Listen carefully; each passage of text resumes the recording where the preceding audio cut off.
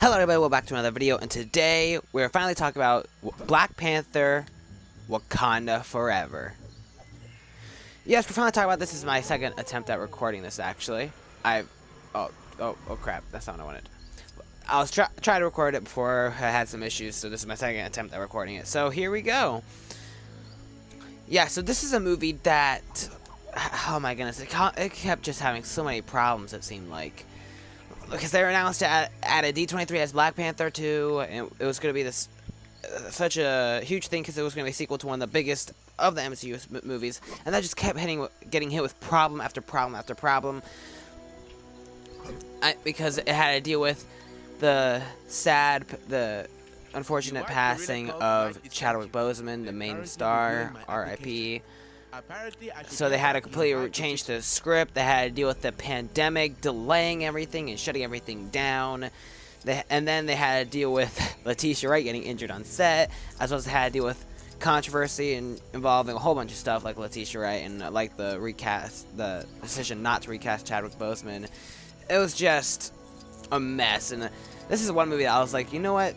If we're able to get this movie, it wouldn't surprise me if it gets delayed. Somehow they were able to hit the release date.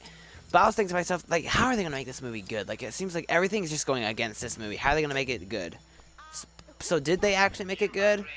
I would say they actually did. They did a pretty good job at making this movie. At least I enjoyed it. So let's get started, because, like, I'm surprised at how good of a story they were able to make. They were somehow able to craft a story that I personally thought, for the most part, was pretty good. It was definitely emotional because of the dealing with a real life passing and then incorporating that into the movie. I didn't cry as much as I was expecting, which is okay because it was still emotional. It was mostly like a couple, like I think I had a beginning that was just like, oh my gosh, wow, and then it had like an ending that to me personally was like the main thing that may or may not have drew a couple of tears. And then the entire cast is amazing. This is something I think everybody is saying. The entire cast is amazing. Letitia Wright does a great job as Shuri, which, I mean, she was great in all the other movies she was in as Shuri, too. Angela Bassett did such a great job in this movie. And I feel like she got to shine even more in this one than she did in the first film, in my personal opinion. At least that's just how I felt, personally, for this movie. The guy who plays Namor, whose name I cannot think of right now, did a great job playing Namor. He was able to be menacing when he was menacing, but also likable when he was likable, and help make him relatable, where you're like, oh, okay, I see where you're coming from.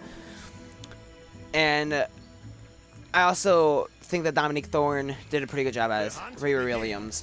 Speaking of Riri Williams, I did think that when I first heard that she was going to be in the movie, I was like, really? You're taking this movie that should be a standalone thing, tributing Chadwick Boseman, as well as telling a Wakanda story. You're going to shove Ironheart in there, probably to just set up the show. So I was like, oh man, this is not going to end up being, it's going to feel such a forced setup. To me personally, it didn't. It actually worked for the most part in the story. And it did make me like Riri Williams more than I thought I would. So that's really good. They did a decent job with that, at least in my personal opinion.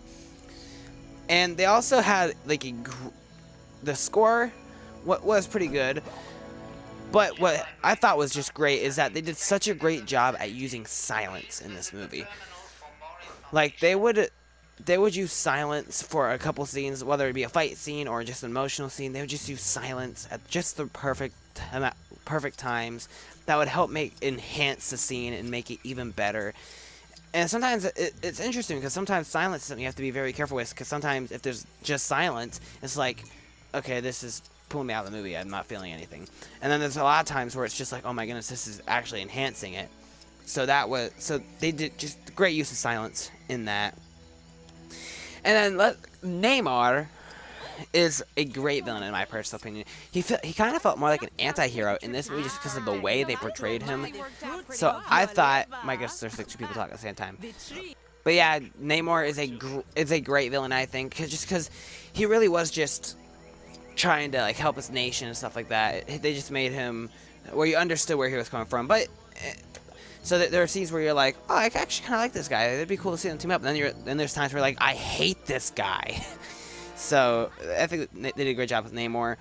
But speaking of the characters, I feel that we needed more of M'Baku and Okoye, just because, like, Okoye, I felt like she would disappear at weird moments. And then M'Baku, I don't know, he just wasn't involved in the story as much as I kind of wished he would be.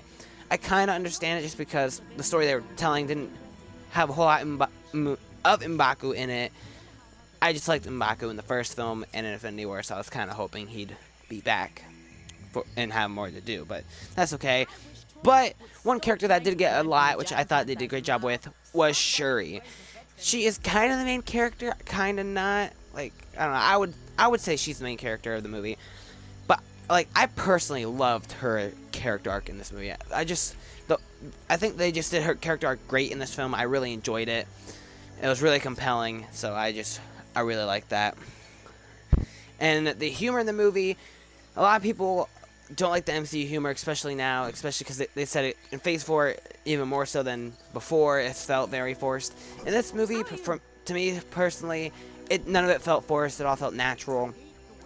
Like, especially in such a heavy movie, all it felt natural and like it was okay. It was there.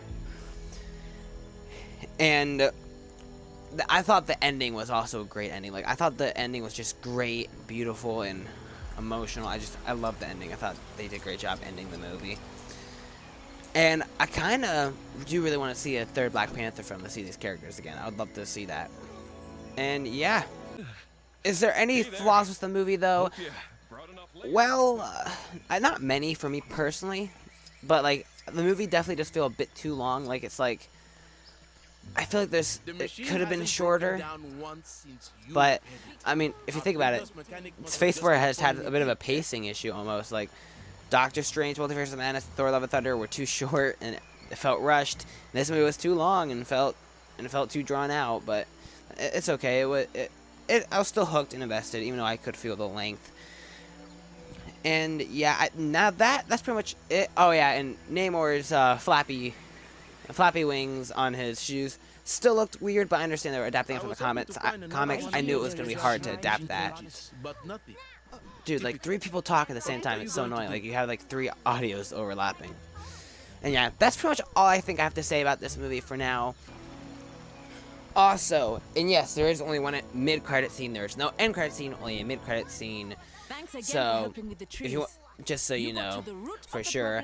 And I just want to say something that I found kind of funny. In my theater, the theater that I went to, this is the first and only time that I've ever seen them do this, but they had like paper both in front of the main theater that we were going into to watch it, as well as next to the concession stand saying that Black Panther Wakanda Forever only has a mid-credit scene, not end-credit scene, thank you. I've never seen that before. I just thought that was interesting. I wonder if they do that so the workers can go home sooner, or so people know they don't have to wait through this 3-hour-long movie, which is a bit too long, but yeah. I enjoyed it. Should you see this movie in the theaters?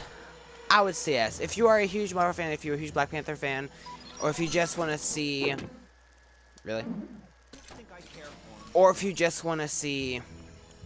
a tribute to Chadwick Boseman, I would say yes, check this one out in the theater. If you're not a Marvel fan, then you probably could just wait for DVD, wait for streaming. But if you are a Marvel fan, I would say go see this one in the theater. And yeah, that's pretty much all I think I have to say about this movie. If you like this video, please hit like. If you want to see more videos like this, please hit the subscribe button. I reviewed a whole bunch of other movies, including all of Phase 4, I think, and some TV shows too. And yeah, thank you so much for taking time to watch. Hit like if you like it, and I hope to see you guys in the next video. Goodbye, and Wakanda Forever.